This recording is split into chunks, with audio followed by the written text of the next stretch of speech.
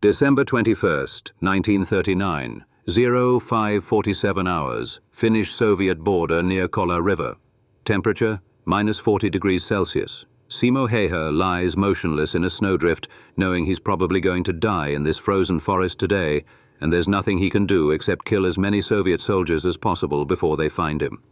He's 5'3", 105 pounds, 24 years old. A farmer from WW2 who'd spent his life growing potatoes and hunting rabbits in forests exactly like this one. Now he hunts men. Through trees 400 meters ahead, 23 Soviet soldiers advance in brown uniforms that stand out against white snow like targets on a shooting range. The Red Army has 700,000 soldiers invading Finland. Finland has 32,000. The mathematics are brutal and simple. Finland will lose. It's only a question of when. But Simo isn't thinking about mathematics right now. He's watching the Soviet officer third from the left, the one pointing at a map and giving orders. Kill the officer first. That's what his commander taught him yesterday before sending him out here alone. Simo doesn't use the telescopic sight that Finnish regulations require all snipers to use. That scope sits in his pack unused, a direct violation of orders. Instead, he aims using simple iron sights, a metal post at the rifle's front, a notch at the rear, the same sights farmers use to shoot deer. Every sniper instructor in the Finnish military would call this insane. You can't make precision shots at 400 meters with iron sights, they'd say. The human eye can't resolve targets that small. You need magnification. That's why scopes exist. Simo doesn't care what instructors think. Scopes have fatal flaws in this cold. Glass reflects sunlight, giving away your position. Your breath condenses on the lens and freezes instantly at -40, obscuring your view. And the scope puts your eye several inches above the rifle, making your head profile larger and easier to spot. Iron sights keep your head low. No reflection, no condensation, no silhouette to give you away. He holds snow in his mouth, an old poacher's trick his father taught him when he was 12. Your breath creates visible vapor in cold air, and Soviets watch for that telltale sign. Snow in your mouth cools your breath below the condensation point. No vapor, no detection. The Finnish army considers this trick superstitious nonsense, but Simo has stayed alive for 3 weeks using it while properly trained snipers died in their first days. He centers the front sight post on the officer's chest, breathes out slowly through his nose, and tightens his finger on the trigger with pressure so gradual he can't tell exactly when the rifle will fire. The Mosin Nagant kicks against his shoulder. 400 meters away, the officer drops into snow and doesn't move. 22 soldiers left. They scatter immediately, diving for cover and shouting to each other in Russian. They know there's a sniper now, but they don't know where, and that's the advantage of iron sights at this range. No muzzle flash visible, no scope glint, just sound echoing through trees from every direction at once. A Soviet soldier rises slightly from behind a fallen log, scanning the tree line with binoculars. Simo shifts his aim, breathes and squeezes. The soldier falls. 21 left. This is day 23 of the Winter War. By day 100, Simo will have killed 505 Soviet soldiers. Confirmed. More than any sniper in history before or since. But right now, 21 soldiers are bringing up mortars because they've figured out approximately where he is. Simo packs fresh snow in his mouth and starts crawling toward his secondary position 100 meters north. The mortars will hit his current location in about 3 minutes. He'll be gone by then. He always is. Simo Häyhä wasn't supposed to be a sniper at all. When the Soviet Union invaded Finland on November 30th, 1939, Simo was just a conscript soldier in JR-34, a reserve infantry regiment. 5'3" tall, underweight, with no military training beyond the basic rifle instruction every Finnish man receives. His company commander, Captain Juutilainen, needed snipers desperately. The Soviets were advancing in overwhelming numbers, and Finland's only advantage was the forest and men who knew how to use it. "Who here can shoot?" Juutilainen asked the assembled company. Simo raised his hand. He'd been hunting since age 12, knew these forests like his own farmland, could shoot rabbits at 100 meters with iron sights. Utilainen handed him a Mosin Nagant M28-30 rifle with a mounted PU telescopic sight, standard Finnish sniper configuration. Use this. Report kills daily. Stay alive. Simo took the rifle to the forest and tried using the scope. Within an hour he understood it wouldn't work. At -30 degrees, his breath froze on the lens every time he exhaled. He'd wipe it clear, line up a shot, exhale, and the lens would fog instantly before he could fire. By the time it cleared, the target had moved. The scope also raised his eye 3 inches above the rifle, making his head profile larger and more visible. He tested it by having another soldier watch him from 200 meters. With the scope, his silhouette was obvious. Without it, barely visible. That night, Simo removed the scope and returned it to supply. The quartermaster was confused. "You're a sniper. Regulations require the scope." "I'll use iron sights." "That's not authorized." "I'm going back to the forest now." Captain Utilainen heard about it the next day and called Simo in. "Why did you return regulation equipment?"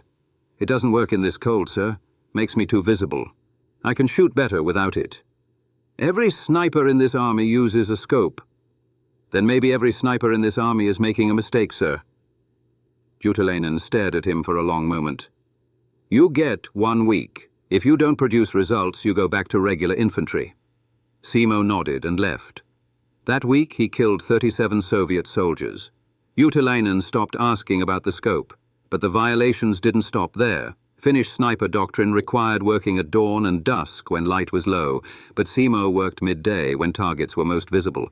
Doctrine required working in pairs, sniper and spotter, but Simo worked alone because spotters made noise, left tracks, and doubled the detection risk. Doctrine required staying 400 to 600 meters from enemy positions. But Simo worked at 150 meters, sometimes closer, close enough to see faces, close enough that if they spotted him, their rifles could reach him easily. Doctrine required proper winter camouflage, white oversuit, face netting, regulation gloves, but Simo wore a white bedsheet he'd taken from a farmhouse, no netting, and regular wool gloves. His fellow soldiers thought he was crazy. Officers thought he was lucky. The Soviets started calling him White Death and put a substantial bounty on him, enough that Soviet snipers began hunting him specifically. He killed them too. By January 1940, Simo had 100 kills. By February, 300. His methods worked, and that was undeniable. Other Finnish snipers started copying him, removing scopes, working alone, getting closer to targets. The Finnish High Command didn't officially approve, but they didn't stop it either. Hard to argue with results when you're outnumbered 20 to 1, Simo just kept hunting. February 17, 1940. Finnish Military Headquarters, Mikkeli. Major General Vilho Tuompo reviews casualty reports with growing concern, not Finnish casualties, but Soviet ones. Specifically, Soviet officer casualties in the Kolar sector. 63 Soviet officers killed in the past month, all by sniper fire. Intelligence reports indicate 1 Finnish sniper is responsible for most of them. Tuompo calls in Colonel Svensson, head of sniper training. Is this accurate? 1 man killed 63 officers, plus approximately 250 enlisted men? Svensson confirms it. 313 total kills in 2 months, sir. The soldier's name is Simo Häyhä, and he's not using regulation equipment. Tuompo looks up sharply. Explain that. He removed his telescopic sight and uses iron sights instead. Works alone instead of with a spotter. Operates at ranges Doctrine considers too close. Violates basically every protocol we teach. And achieves 300 kills while doing it. Yes, sir. Tuompo is quiet for a moment, then asks what their other snipers achieve on average. Svensson checks his notes. 12 to 15 kills per sniper for the entire campaign, sir. So this farmer using wrong methods kills 20 times more than properly trained snipers using correct methods. Tuompo lets that sink in. Then perhaps our methods are wrong, Colonel. Svensson stiffens. Sir, with respect, sniper doctrine exists for sound tactical and safety reasons. Telescopic sights provide crucial accuracy advantages. Working in pairs provides security and observation capacity. These protocols are designed to save lives. Häyhä's protocols save more lives. 300 Soviet soldiers who aren't shooting at our positions anymore. He's been extraordinarily lucky, sir. That's all. Nobody's lucky for 300 kills, Colonel. But Svensson isn't alone in his concerns. Other officers at headquarters worry that Häyhä's success will encourage undisciplined behavior throughout the ranks, soldiers ignoring regulations, thinking they know better than their training. A formal complaint is filed requesting Häyhä's reassignment to regular infantry where he can be properly supervised. Captain Utilainen hears about it and drives 4 hours through snow to headquarters. He walks into Tuompo's office without an appointment. "Sir, I need 10 minutes of your time." Tuompo waves him in. "This is about Häyhä, I assume?" "Yes, sir. I understand there's a request to reassign him." "I'm aware of the request. Sir, that sector holds specifically because Häyhä kills enough officers that Soviet attacks lack coordination. He's worth a full company of regular infantry, maybe more." "I agree with your assessment, Captain, but other officers feel he sets a dangerous example."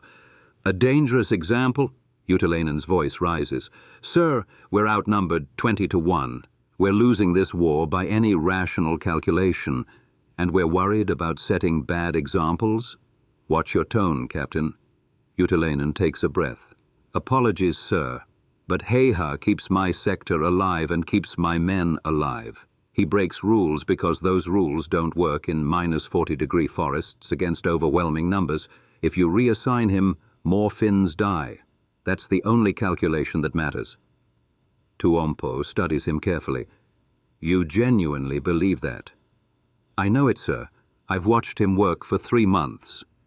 The next day, Tuompo issues a directive. No changes to Häyhä's assignment. No disciplinary action regarding equipment violations. The situation is classified as field innovation under combat conditions. The formal complaint is filed away and forgotten. Svensson protests directly to Tuompo one more time. "Sir, this undermines military discipline across the entire army. If one soldier can ignore regulations without consequences, others will follow his example." Tuompo's response is final. "Let me be clear, Colonel. I care about 2 things: killing Soviets and keeping Finns alive. Häyhä does both better than anyone in this army. Until someone using proper methods kills 300 Soviets, I'm not changing a damn thing." Dismissed. Svensson leaves frustrated but silent. Simo never hears about any of it. He's in the forest, where he's always been, doing what he's always done: hunting.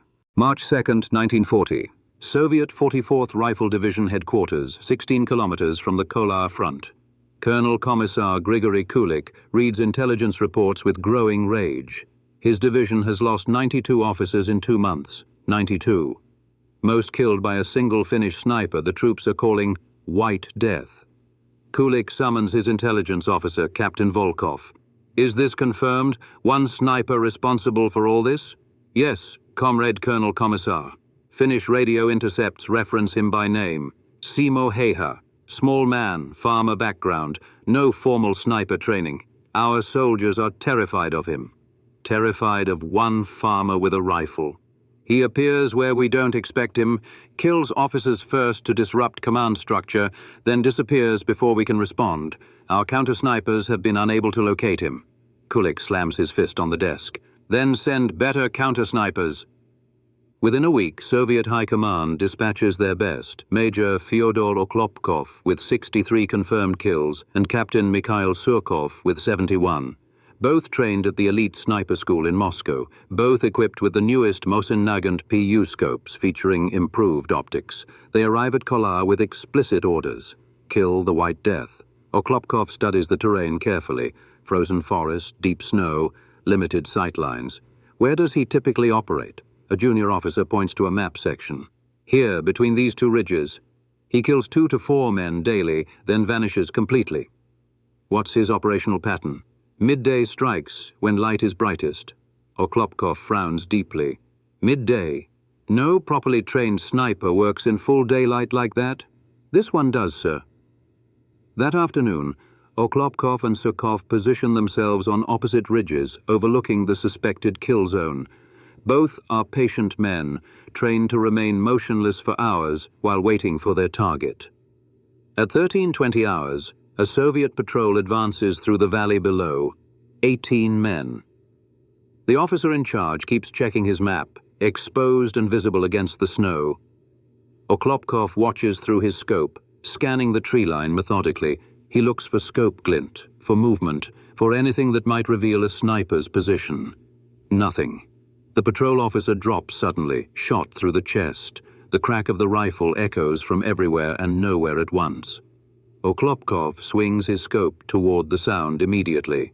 Still nothing visible, no muzzle flash, no scope reflection catching sunlight.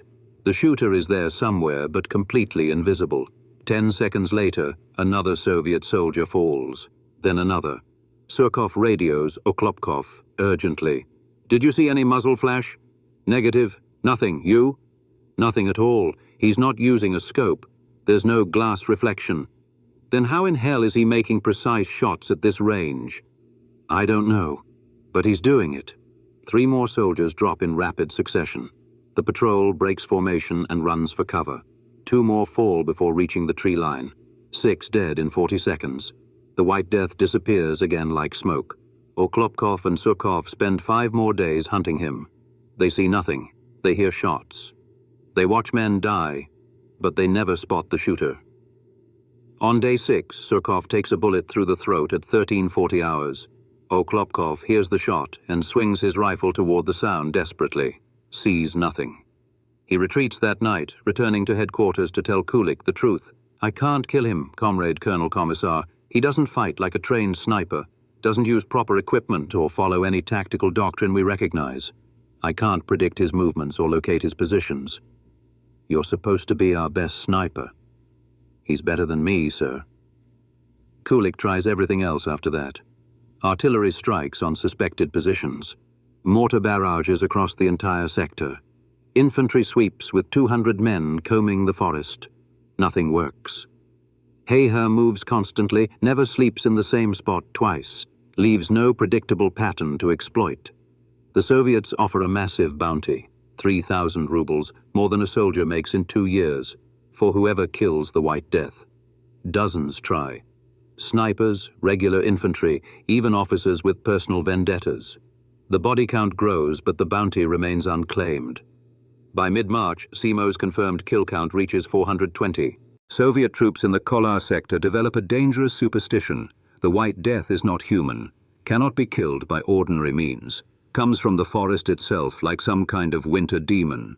Officers try desperately to suppress this talk, but it spreads anyway. Morale collapses in some units. Men refuse to patrol certain areas. When they do patrol, they bunch together for psychological comfort, which only makes them easier targets.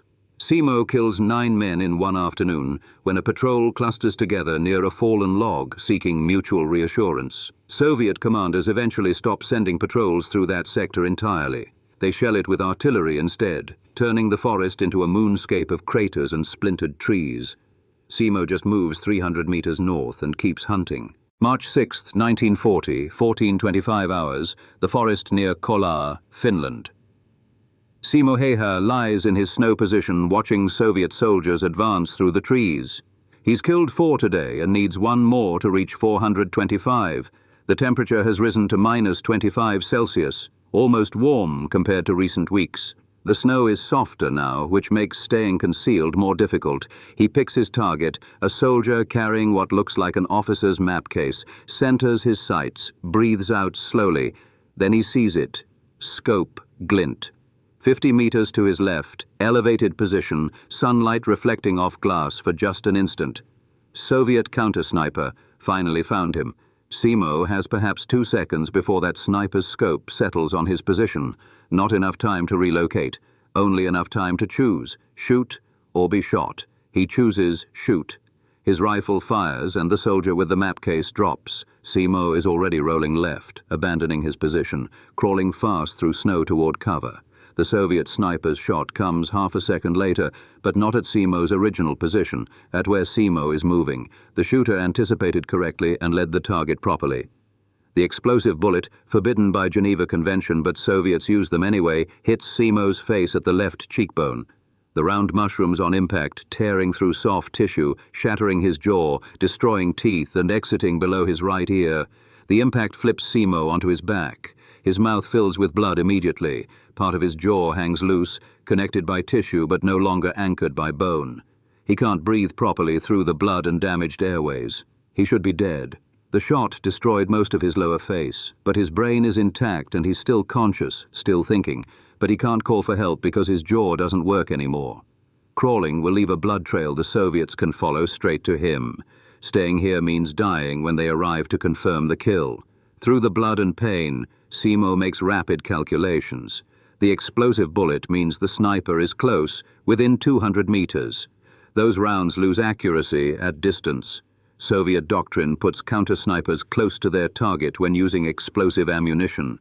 That sniper is coming right now to confirm his kill. Will be here in minutes. Simo rolls onto his stomach, ignoring the pain screaming through his shattered face. Grabs his rifle with blood-slick hands, aims toward where he saw the scope glint, though his vision blurs and he can't see clearly anymore. He blinks blood out of his eyes, holds the rifle steady through sheer will. Waits. Movement. 50 meters. A figure in winter camouflage advancing cautiously with rifle ready. Simo centers his iron sights, but the front post wavers. He can't hold it steady anymore. Blood loss, shock setting in. His hands won't stop shaking no matter how hard he tries. He fires anyway. The Soviet sniper falls. Whether dead or wounded, Simo doesn't know and doesn't have time to care. He needs to move now or die here. He crawls backward, leaving a blood trail he can't possibly avoid, makes it 20 meters before his strength gives out completely, collapses face down in snow. This is where he dies. He knows it, accepts it. At least he reached 425 kills. Not a bad number for a farmer. Then he hears Finnish voices. His patrol returning early because they heard the shooting. They find him in the snow with blood pooled around his head, still breathing somehow. Jesus Christ, it's Simo, he's hit bad. Get a medic now. They wrap his face in bandages torn from their own clothing, load him onto a makeshift stretcher, and run through the forest toward the aid station 6 kilometers behind the lines. Simo drifts in and out of consciousness during the evacuation. When he's conscious, he thinks about his father teaching him to hunt, about rabbits in summer forests before the war, about his mother's kitchen that always smelled like fresh bread. He doesn't think about the Soviets he killed or the pain in his face, just thinks about home and whether he'll ever see it again. At the aid station, the doctor examines him and shakes his head. His jaw is destroyed. Facial damage is catastrophic. He needs surgery we can't perform here. We need to evacuate him to Mikkeli immediately. Will he survive? I don't know. Maybe. Probably not. They load Simo into an ambulance for the 4-hour ride to Mikkeli Hospital over frozen roads. He's unconscious when he arrives. The surgeons operate for 11 hours straight, reconstructing what they can. His jaw is wired together with metal plates. Destroyed teeth are extracted. Damaged tissue is removed. He wakes up 3 days later. Can't speak, can't eat solid food, can barely see out of his left eye. But he's alive. The war ends 1 week later, March 13, 1940. Finland signs a peace treaty with the Soviet Union, ceding some territory but maintaining independence. Simo Häyhä's war is over. Final confirmed kill count, 505 Soviet soldiers in 100 days, more than any sniper before or since in history. The number sounds impossible. 505 confirmed kills in 100 days. That's 5 kills per day, every single day for over 3 months. No days off, no rest periods, every day in frozen forests hunting men. Post-war analysis by military historians initially dismissed the number as Finnish propaganda. The Soviet Union denied it outright. No single soldier could possibly achieve that kill count, they argued. The mathematics simply didn't work. Then the Soviet archives opened in 1991. Finnish researcher Tapio Saralainen spent 3 years examining Soviet 44th Rifle Division records. Daily casualty reports, officer death certificates, radio intercepts, after-action reports. The documents confirmed it. The Kola sector lost between 490 and 525 soldiers to sniper fire during the Winter War. Soviet commanders specifically referenced the small Finnish sniper in multiple reports, offered bounties for his death, sent counter-sniper teams. Nothing worked. Saralainen published his findings in 1998. The international military community was forced to accept the truth. Simo Häyhä really did kill over 500 men in 100 days, but the numbers tell only part of the story. What matters strategically is what those kills accomplished. Soviet battle plans for the Kola sector called for breakthrough operations using overwhelming force. send waves of soldiers forward, accept casualties, eventually overwhelm Finnish positions through sheer numbers. That strategy failed at Kola specifically because of Simo. Every Soviet officer who died disrupted the command structure. Units lost coordination. Attacks became disorganized. Finnish defensive positions held longer at Kola than anywhere else on the entire front. The Soviet 44th Rifle Division, 25,000 men, was stopped by Finnish JR 34th Regiment with only 4,000 men. The mathematics of that should have been impossible, but Simo killed 92 Soviet officers, 92 separate instances where attack coordination collapsed, where soldiers waited for orders that never came, where momentum died before reaching Finnish lines. Finnish High Command estimated that Simo's actions prevented approximately 3,000 Finnish casualties. 3,000 men who didn't die defending Kola because the Soviet attacks were so disrupted by officer losses. 3,000 lives saved, from one farmer who refused to use a scope. The Soviets eventually published their own analysis in 2003 after declassifying Winter War documents. Their conclusion matched Finnish research. One Finnish sniper had inflicted catastrophic casualties on the 44th Division specifically. Soviet combat effectiveness in the Kola sector was reduced by an estimated 40% due to officer losses and resulting morale collapse. 40%. One man reduced an entire division's combat power by 40%. The methods that every military expert said were wrong had proven devastatingly effective. Iron sights worked better than scopes in extreme cold. Working alone was more effective than working in pairs. Getting close to targets produced more kills than staying at doctrinal distances. Simo had been right about everything. The entire Finnish military establishment had been wrong about everything. After the war, Finnish military doctrine changed completely. Sniper training incorporated Simo's methods. Iron sights became acceptable alternatives. Solo operations were officially approved. Winter warfare tactics were comprehensively revised. Other militaries took notice. Soviet sniper training was reorganized based on lessons from the Winter War. German snipers studied Finnish methods in detail. American military observers wrote extensive reports. Simo's innovations spread globally, not because military establishments wanted to admit a farmer knew better than trained experts, but because the 505 bodies couldn't be ignored. Modern military snipers still study Simo Häyhä, not as history, but as current doctrine. His methods work. That's been proven beyond any doubt. The U.S. Army Sniper School at Fort Benning teaches Häyhä protocols for cold weather shooting without telescopic assistance. Russian Spetsnaz training includes sections on extreme close-range sniping based directly on Simo's tactics. Finnish defense forces require all snipers to qualify with iron sights before receiving scope training. 505 kills changed how modern militaries train snipers globally, changed doctrine, changed thinking, all because one farmer refused to follow regulations that didn't work in his reality. But Simo never cared about doctrine or global impact. He just wanted to survive and wanted Finland to survive, did what worked and ignored what didn't. The 505 men he killed never knew his name. Most never saw him. They just died in frozen forests, shot by someone using methods experts said were impossible. Simo thought about that sometimes after the war.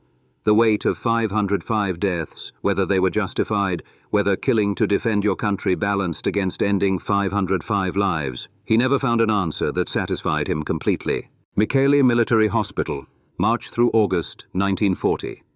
Simo Häyhä spends 5 months recovering from the gunshot wound that destroyed his face. Multiple surgeries, reconstructive work that Finnish doctors have limited experience performing in 1940. His jaw is held together with metal plates and wire. He can't speak for 3 months. Can't eat solid food for 5 months. Drinks liquid nutrients through a straw carefully positioned to avoid damaged tissue. The left side of his face is permanently disfigured. The bullet destroyed his left cheekbone, portions of his jaw, and 26 teeth. Surgeons do what they can with available techniques, but 1940s medicine has significant limitations. He looks in a mirror once during recovery, sees a face he doesn't recognize, scarred, asymmetrical, half his smile gone permanently. He doesn't look again. Letters arrive daily from Finnish soldiers thanking him, from citizens who've heard about the White Death, from government officials calling him a hero. Simo doesn't feel like a hero, feels like a farmer who got shot in the face and survived through luck. Field Marshal Carl Gustaf.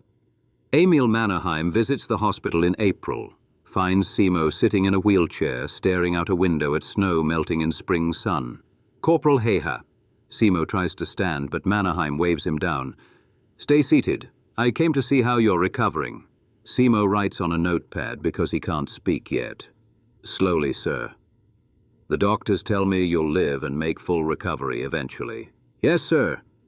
Mannerheim pulls up a chair and sits beside him like they're equals. 505 confirmed kills. You understand what that number represents? Simo writes, I did my duty, sir. You did considerably more than duty. You held a sector that should have fallen, kept thousands of Soviets occupied, saved thousands of Finnish lives. Just followed orders, sir? No. Mannerheim's voice is firm. You broke orders, violated doctrine repeatedly, did things your own way, and proved that sometimes the experts are completely wrong. Simo doesn't know how to respond to that. Mannerheim stands. I'm promoting you to second lieutenant. You've earned officer rank. Simo writes quickly. I'm a farmer, sir, not officer material. You're a soldier, one of the best Finland has ever produced. When you recover, you'll train other snipers. Teach them your methods. My methods violated regulations. Not anymore. I'm changing the regulations based on what you proved works. After Mannerheim leaves, Simo sits with that information for a long time. The Finnish military is changing official doctrine because of him, because a farmer who couldn't follow rules proved those rules were wrong. He doesn't know whether to feel proud or confused. By August 1940, Simo can speak again, though his voice sounds different, raspy, damaged, but functional.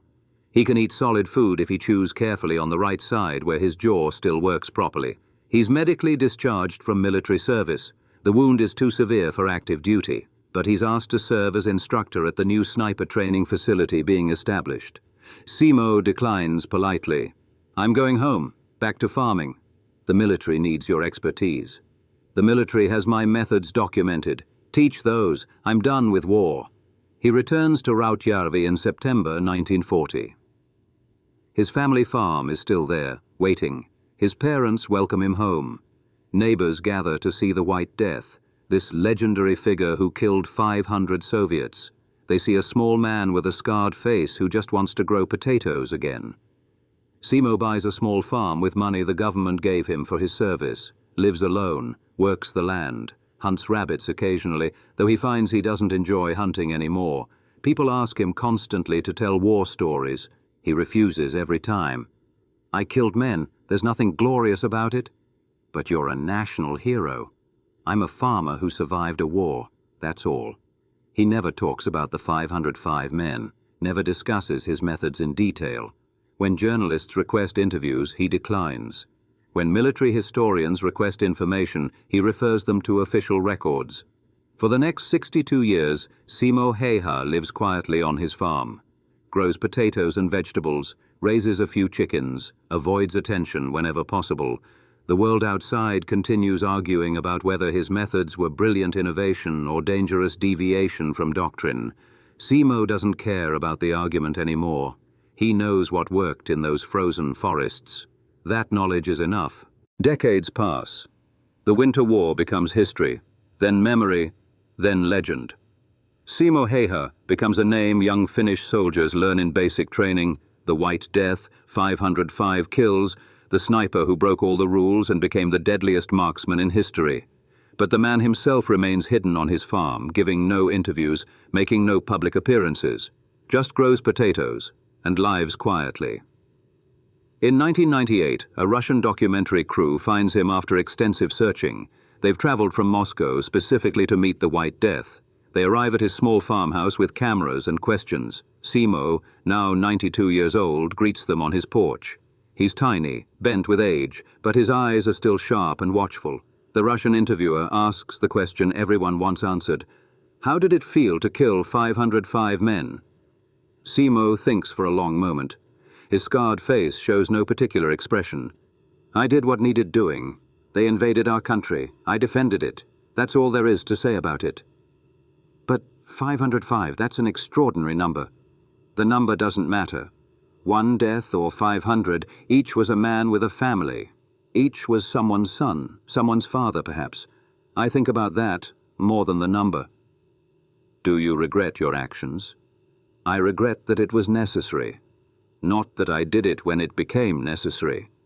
The interviewer presses harder.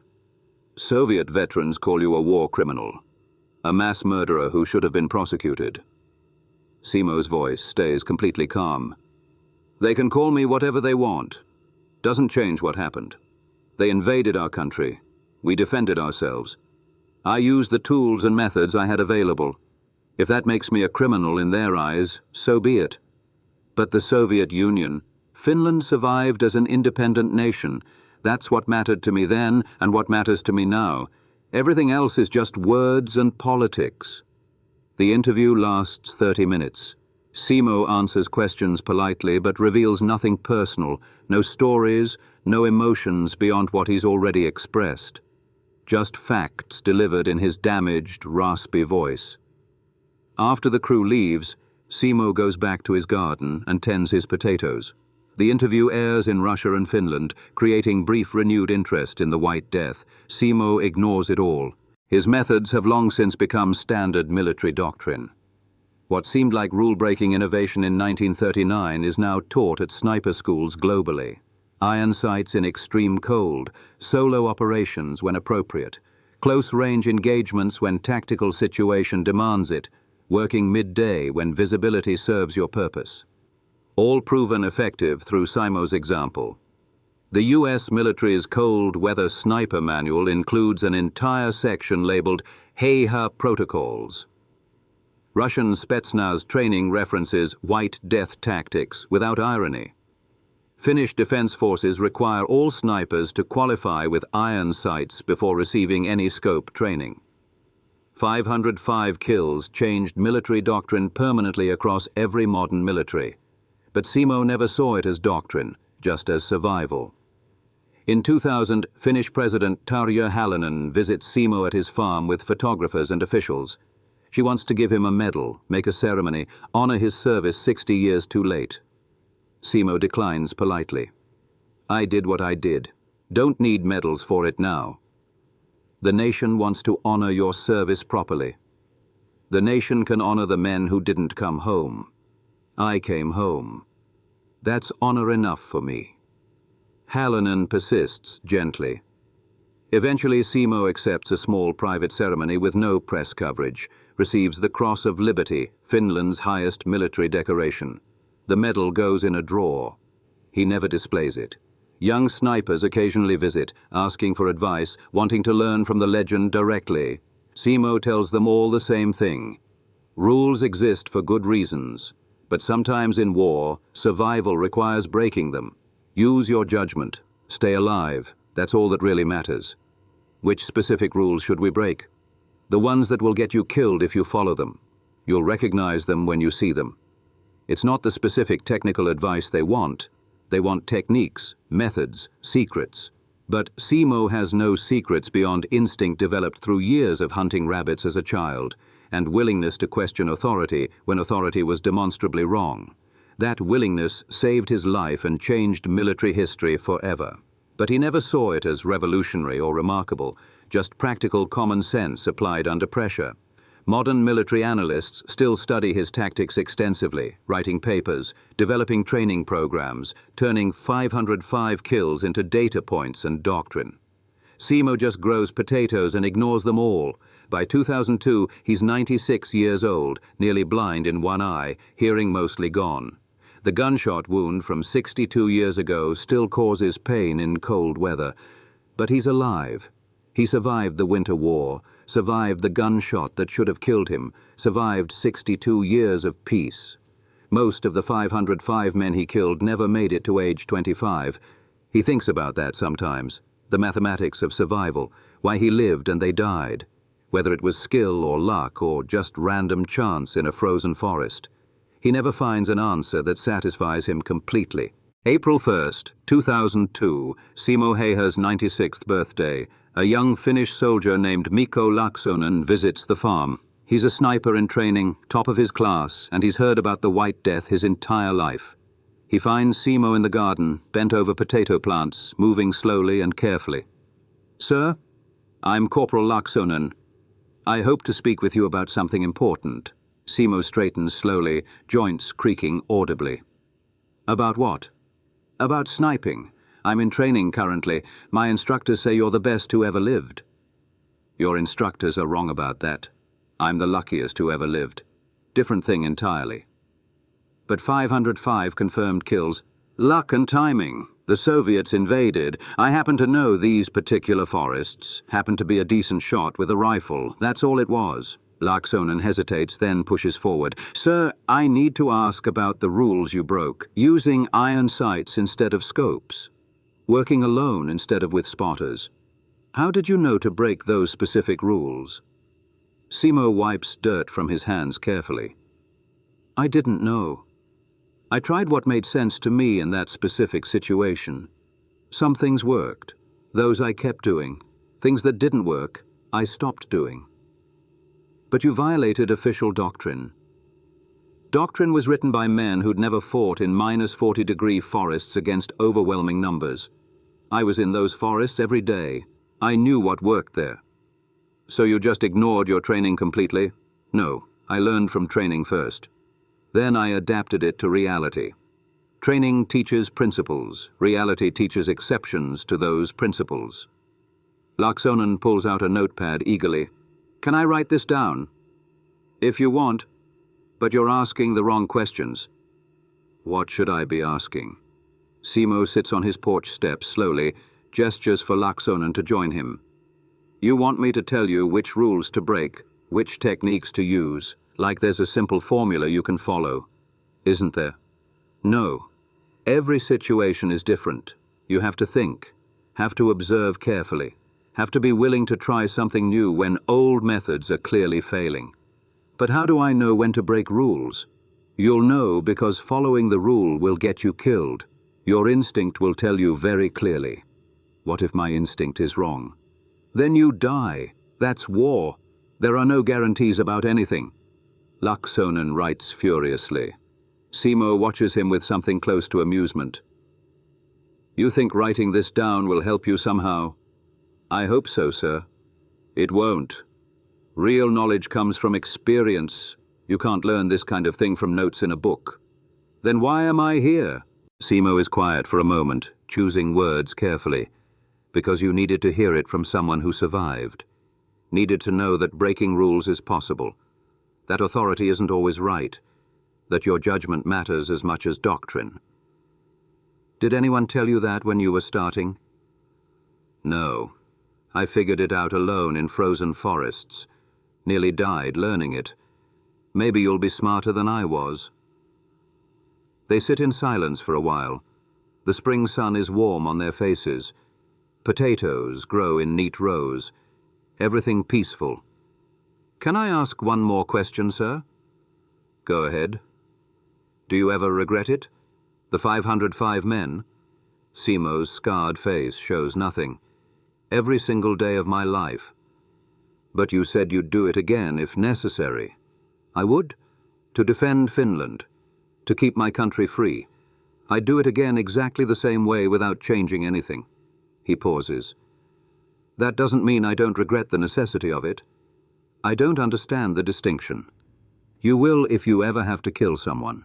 You'll understand the difference between necessity and desire, between duty and satisfaction. I killed 505 men because it was necessary for my country's survival, not because I wanted to kill them. But you are extraordinarily good at it. Being good at something doesn't mean enjoying it. I'm good at growing potatoes too. I enjoy growing potatoes. I never enjoyed killing, not even once. Just did it because someone had to do it and I was in position to do it." Laksonen finishes his notes carefully. "Thank you, sir. This really helps." "Does it? Or does it just give you more questions to think about?" "Both, I think."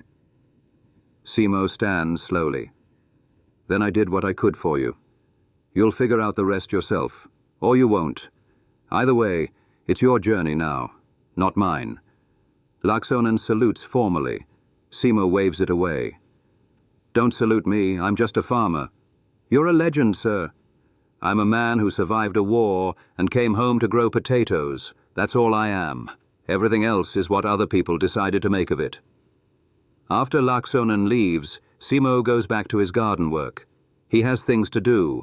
Potatoes don't grow themselves. The questions the young soldier asked echo in his mind as he works. Do you regret it? Would you do it again? How did you know what to do? The same questions he's asked himself for 62 years. Still no complete answers, just fragments, justifications, memories that won't fade. 505 men, 505 families somewhere in Russia, 505 permanent holes in the world, necessary, justified, defended his country. All true statements, still haunts him, will haunt him until he dies. That's the real price of 505 kills, not glory or medals or legend, but memories that never quite leave you alone. Faces he saw through iron sights, men who fell into snow and didn't get back up. He tends his potatoes and tries not to think about it too much. Most days, he succeeds. April 1st, 2002. Simo Häyhä dies at age 96 in a veterans' nursing home in Hämeenä, Finland. The official cause of death is natural causes. His body simply stopped after 96 years of life. 62 of those years lived with a face destroyed by an explosive bullet that should have killed him instantly in 1940. His obituary in Helsingin Sanomat, Finland's largest newspaper, is remarkably brief. Simo Häyhä, Winter War veteran and noted marksman, died April 1st. He was 96. Services will be private per his wishes. International media picks up the story within hours. White Death dies. World's deadliest sniper passes. 505 kills. Legend ends. The headlines miss the point entirely. They focus on the 505, the number, the kills, the legend. They miss the farmer who just wanted to grow potatoes, who defended his country because someone had to, who broke rules because those rules didn't work in his reality, who spent 62 years living with what those broken rules accomplished. His funeral is held in Rautjärvi, the small village where he was born 96 years earlier. Approximately 200 people attend. Local farmers, veterans from wars Simo never fought in, military officials who never knew him personally. No speeches, exactly as Simo had requested specifically. No one talks about what I did. Just bury me and let me rest finally. They honor that request. Simple Lutheran ceremony. Pastor reads standard prayers. No mention of 505 kills. No discussion of his methods or global legacy. They lower him into Finnish soil he defended in 1939. The same soil where he grew potatoes for 62 years after the war ended. His gravestone is modest. Simo Häyhä, 1905 to 2002, served his country with honor. No mention of White Death, no kill count, no legend, just service. But the legend doesn't end with burial. Can't end. Because 505 kills changed military doctrine permanently across every modern military globally. Every sniper school worldwide teaches some version of Häyhä protocols now. Iron sights in extreme cold, solo operations when tactically appropriate, close-range engagement when necessary, questioning doctrine when survival requires it. The U.S. Army Sniper School at Fort Benning maintains a small display in their museum. Photos of Simo, his rifle, copies of Finnish military records, kill count verification from Soviet archives. Students stop there during training. Read about the farmer who broke every rule. Ask their instructors whether Häyhä's methods are still considered valid. The answer is always yes, because results matter more than regulations, because survival requires constant adaptation, because one small Finnish farmer proved that authority isn't always right. Russian military academies teach about Häyhä too, not as hero but as crucial case study. How one enemy combatant disrupted an entire division, the strategic impact of individual excellence, when doctrine fails under extreme conditions. They study what Finland studied, that sometimes the worst rule follower makes the best soldier.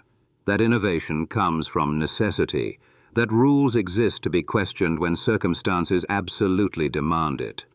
Finnish defense forces require all new recruits to visit Simo's grave during basic training. Stand there quietly. Think about what he did, what it cost him, why it mattered. Most don't fully understand. They're young. War is abstract. 505 is just a number to them. A few understand completely. See past the number to the man underneath, the farmer who killed 505 times and spent 62 years regretting the necessity of it while never regretting the choice. Those few become truly good soldiers, the ones who question, who think independently, who break rules when rules clearly don't work. That's Simo's real legacy. Not the 505 kills, not the legend of the White Death, but the principle he proved through frozen forests in 1939 and 1940. That sometimes courage means breaking the rules. That sometimes survival requires ignoring authority. That sometimes one small man with simple tools can accomplish what entire armies cannot. If you found this story compelling, hit the like button to help us share more untold stories of soldiers who changed history by breaking regulations that didn't work. Subscribe so you don't miss future episodes about enlisted men whose innovations military establishments initially rejected completely. Leave a comment telling us where you're watching from and whether these stories of rule-breaking courage deserve to be remembered and shared. Simo Häyhä never wanted fame, turned down interviews consistently, declined honors repeatedly, spent 62 years trying to be forgotten. But he shouldn't be forgotten, not because of 505 kills, but because he proved that sometimes the experts are completely wrong. Sometimes the little guy knows better than the establishment. Sometimes breaking rules is the most responsible thing you can do. 505 Soviet soldiers died because Simo refused to use a telescopic sight, because he broke every sniper protocol, because he trusted his judgment over military authority. 3,000 Finnish soldiers lived because of those same broken rules. That's not just a war story. It's a fundamental lesson about courage, about thinking independently, about knowing when to follow orders and when to trust yourself instead. Simo Häyhä died quietly in 2002, but his lesson lives on in every soldier who questions doctrine, in every person who challenges authority when authority is clearly wrong, in everyone who breaks rules because survival absolutely requires it. Thank you for watching and for ensuring these crucial stories survive.